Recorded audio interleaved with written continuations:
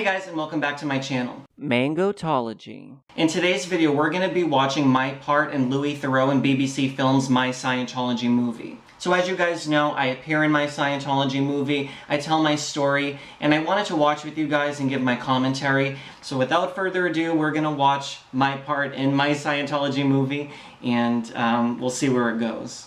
So to bring you guys a little bit up to speed about what actually happened right before my part was that there's like a bit of a recreation scene with Andrew Perez, who plays David Miscavige, and now Louis is in front of the Pasadena org in California, and there's a voiceover where Louis is basically saying that everyday people get into Scientology and some of them are actors. So here we go.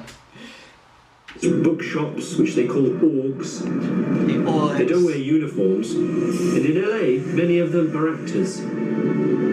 I grew up in Boston, small town boy, and with big town dreams, so I decided, just... I love that part just because I make it sound like I was like a country boy, like I was like, tending to the family farm or something like that. But I did. I came from a very small town in Massachusetts, and I didn't have anyone that was like me, and my spirituality was kind of shook, I guess you can say. And I was trying to figure out who I actually was, and I had this big dream. I wanted to be this actor, and I wanted to be someone who could really make a difference. I didn't want to just be one of those people who, stayed in their small town and just made, a basic life for themselves. I had a big purpose, whether it was to help people or to make them laugh or smile through my art. I really had a bigger purpose that took me out of, Saugus, Massachusetts. But for me, it's very funny because, I heard myself in the voiceover, and, people don't know, what I am or who I look like. And anyways, we'll continue.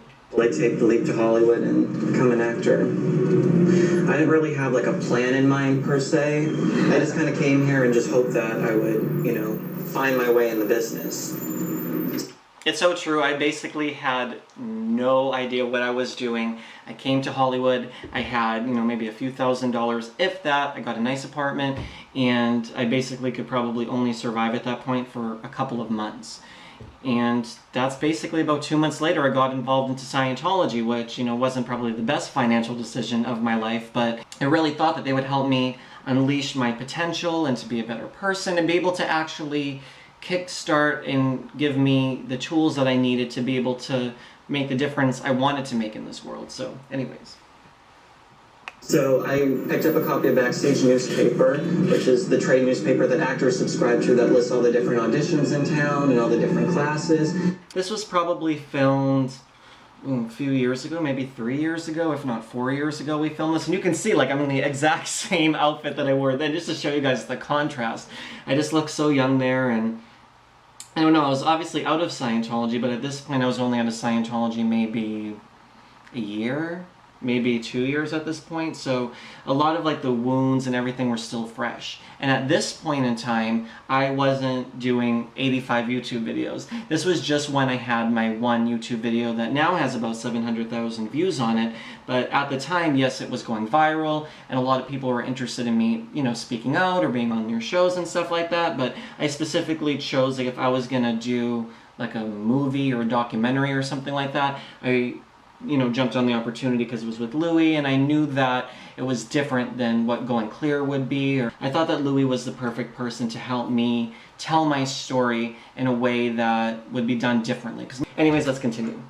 And there's a huge ad, how to break into the industry, teaching you all the ins and outs of how to make it in Hollywood. So I took the bus up to the Celebrity Center, and I walk in, and we went into their theater room to watch their orientation film. Right this instant.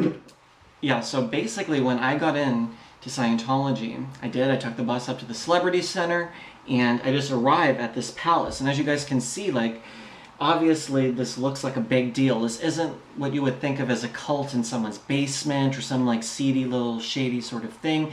Scientology gives the illusion, this illusion of grandeur and power, and it's fancy, this building with the little sign and the gate saying, "Come, all are welcome to the Celebrity Center," and you think that, Tom Cruise is right up here on the top floor doing some sort of special, auditing procedure. At the time you wouldn't think of it as an auditing procedure, but he's doing some sort of mystical thing up there, and that's why he's a big superstar or something like that. I don't know what I necessarily thought, but I knew when I came there from, again, the small town, we don't have celebrity centers in Saugus, Massachusetts. So for me, this appeared to be a big opportunity for me for this $50 course.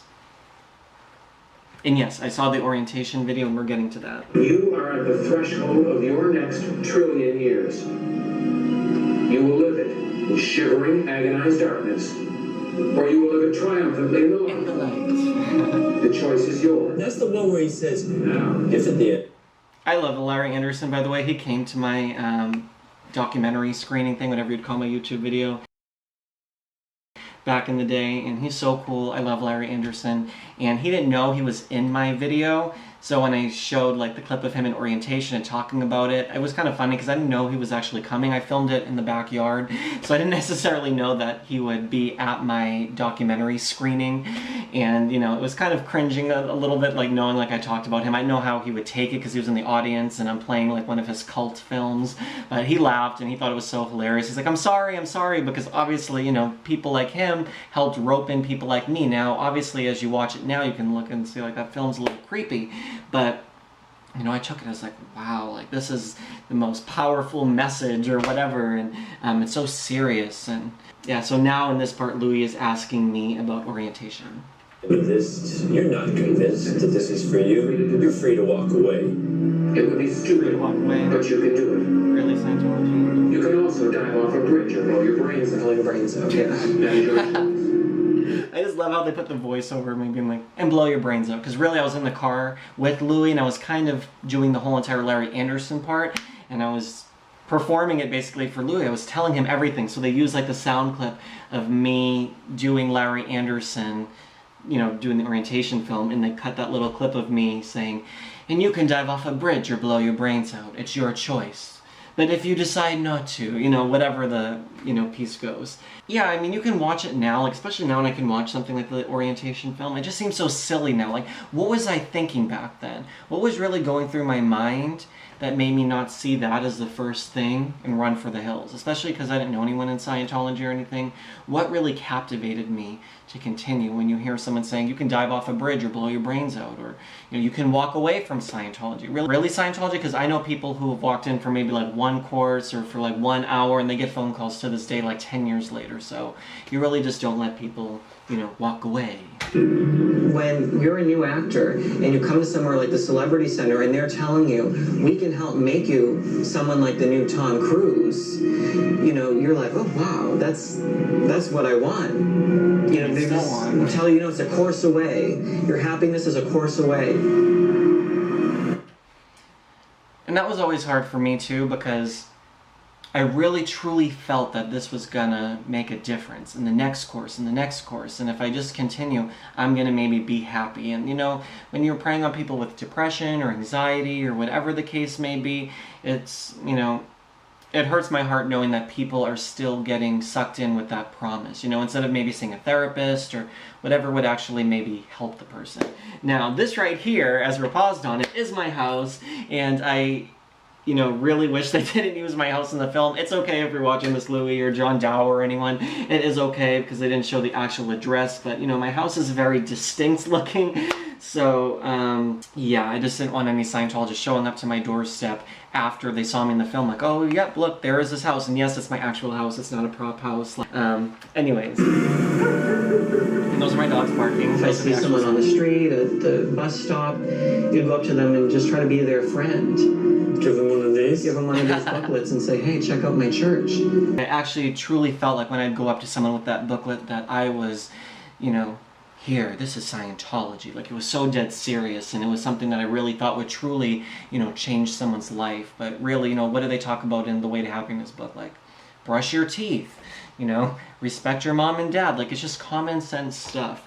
And they use that as a public relations tool with the Way to Happiness book to say, hey, like, look, we have, like, really honest beliefs. We're not about aliens and all that creepy stuff. And, anyways, we'll continue with Louis and I in my dirty basement talking about Scientology. Get you to sign up for services. It helps me because I get a 10% commission on whatever you buy. They say it brainwashes people. It is. It's mind-numbing. That was so cute back then.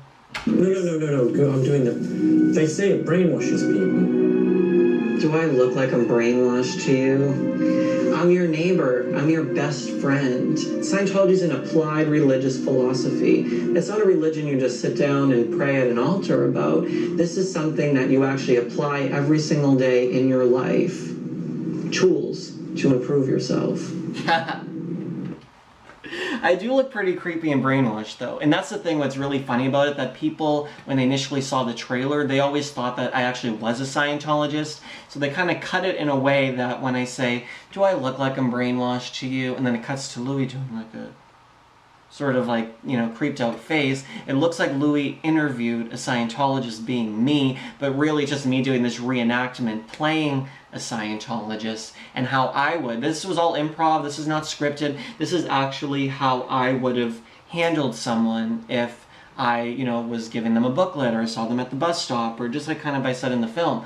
That was the way I would talk to someone if they said, hey, a Scientology cult, I'd be like, hey, like, do I look like I'm brainwashed? I'm your neighbor, like I'm your best friend. Why would you think that I would try to steer you in the wrong direction? And that's what happens to a lot of people that kind of suck them in and rope them in, because they think, well, my best friend Mary Lou, she would never, you know, introduce me to a cult, and she has a family and a job and, you know, 2 dogs or something like that. Like, she doesn't seem like a cult member. She's not in her basement doing like some sex voodoo magic, right? So again, that's what I would say if I was, you know, trying to handle someone. Pass him here. I just hate that so much. Like, why did they have to put a shot? Like, I filmed, like, all upstairs, like, in the nice part of my house, and they put a shot of my dirty basement. Like, if I sleep on that couch, like, this is, like, my dirty, messy basement. Like, it just makes me cringe. Like, could you guys imagine if you had, you know, your dirty basement with, like, your husband's, like, ex-drag wigs or something in the background, and just, like, underwear on the floor and whatever? Like, could you imagine if it was, like, your bedroom and it was in, like, a movie, like, your actual dirty house? Like, I don't know. Like, it always makes me cringe when I see how gross our basement looked, but anyways, we'll continue. There's apparently 1 million spoken and transcribed L. Ron Hubbard words in all these books. And you paid for all of them? I paid for all of them. How much did you pay for all your materials? Basically. For all the book course material? Everything, just for the whole... I was so specific about it, like, just for the books or whatever, because it's, like, so cringeworthy to say what I say next. Services, books, everything. Everything $50,000. About $50,000. $50,000. And that was the end of my part. And well, at least in the beginning, the first few times that I actually saw the film or was in theaters, like, it's very powerful, like, when you be around people, like, wow, like, oh, like, they really felt, you know, for me, and, like, being, like, taken as a victim, and it really kind of was like, oh, you know, like, I was really scammed, I really was taken advantage of, but it was a really good healing experience for me to be able to do this film and being able to tell my side of the story and show, like, how the average everyday person who has a dream can get sucked for, you know, everything they have. Because it really hurts to know that, you know, Scientology is continuously able to still do this and prey on someone with a dream and just suck them dry of their money, their time, their effort, everything. And after seeing that initially, like, it really just kind of, like, swept me over, and I was like, wow, like, I really did get taken for a ride. And it was a way for me to be able to look at it, like, even after this film, and be like, wow, you know, I was taken, but, you know, I'm not a victim anymore. Like, when I saw myself on the screen, like, saying all of this, I'm not a victim. Like, at first, like I said, it did hit me, like, oh, wow, like, this is kind of crazy. But on the other hand, I was like, wow, like, I'm not letting them get away with this. I'm on YouTube for you guys, and I have millions of views on my videos, and I've reached so many people, whether it's through My Scientology Movie, YouTube, Mangotology.com, like, whatever. I have been able to reach out even through the news and through other different appearances, I guess you can say, that I've made, and people that I've spoken out to. I'm not a victim anymore, you know? You know, people would say to me all the time, like, you gave all that money, like, you know, what were you thinking?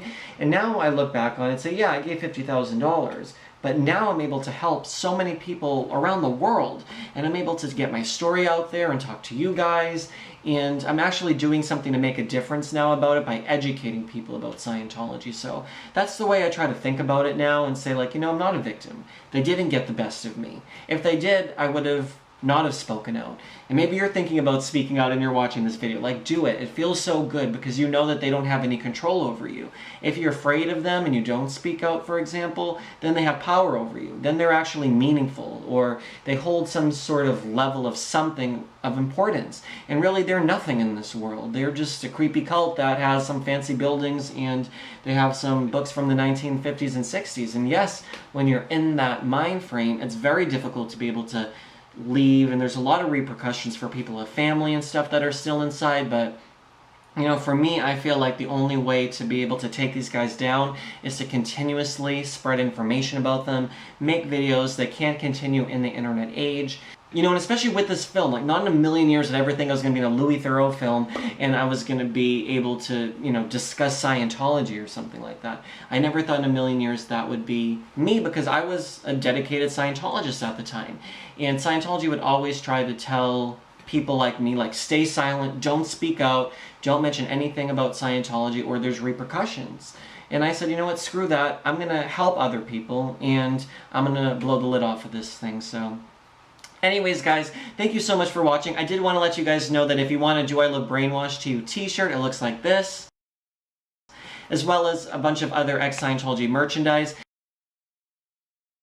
You can go to suppressivemerchandise.com. There is a holiday sale going right now. I will leave the code down below, as well as right over here in the video, and you guys can get 20% off on a Suppressive Merchandise t-shirt. They're limited, so if you guys are interested in getting one, it does help me be able to continue to expose Scientology. As well as if you go to my Patreon page, patreon.com/StephenMango, you can leave a donation to my channel, which in return helps me to be able to make content exposing Scientology. And again, thank you guys so much for watching. I love you guys. Please make sure to click subscribe down below, as well as the bell icon. That's going to notify you when I make a new video. And I promise you guys that there is some really explosive stuff coming on this channel. I have interviews with people who've never spoken out before, who are coming forward to tell their story on my channel. So if you guys want to make sure that you catch all that and you don't want to miss it, make sure you're subscribed down below, as well as leave your comments. I love hearing from you guys. Thank you so much for watching, guys, and I'll see you on my next video. Thanks so much.